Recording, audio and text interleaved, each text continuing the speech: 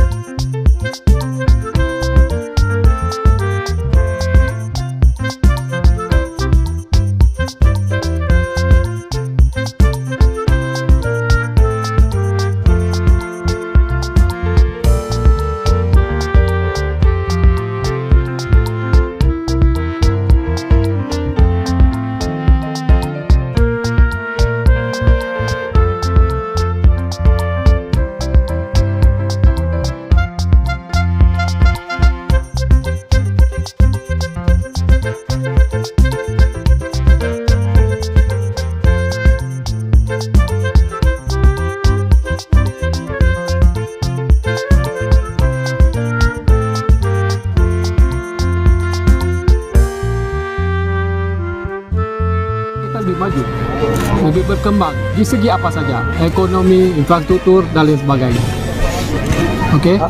Masalah BIMTEK Pak, ini kenapa harus di Aceh Tenggara diadakan? Kita membagikan semua rata. Mungkin tahun ini di Aceh Tenggara, lain tempat mungkin di Aceh PD, lainnya di Aceh Timur, lain sebagainya. Kita bisa merata seluruh Aceh.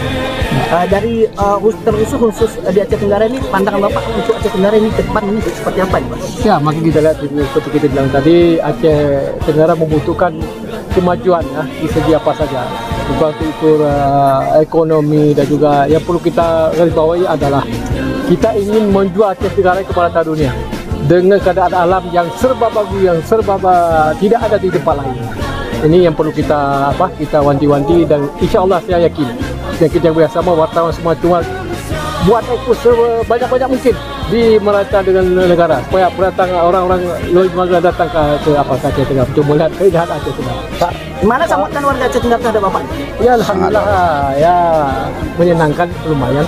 Pak, bagaimana kesiapan Bapak menjadi calon gubernur 2024? Ya alhamdulillah, kalau ada upaya kita tetap turunkan. Dan insya Allah kita yakin pasti menang. Insya Allah. Amin. Oke, alhamdulillah. Terima kasih kita sampaikan kepada pimpinan yang telah mempercayai DPW Partai Aceh Kabupaten Aceh Tenggara untuk menjadi tuan rumah dalam BIMTEK pertama di 2022 ini. Berapa hari rencananya? 3 hari BIMTEK yang ada di Aceh Tenggara. Kebetulan kita mengambil momen BIMTEK ini kita pusatkan di Alas Hill ini. Kenapa kita ambil Alas Hill? Karena hari ini Alas Hill ini menjadi tren bagi destinasi wisata di Kabupaten Aceh Tenggara.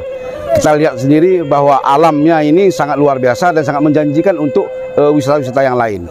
Juga kita harapkan kepada Dinas Pariwisata ini akan merawat dan membinanya sedemikian rupa alam yang sudah diciptakan oleh Allah SWT ini.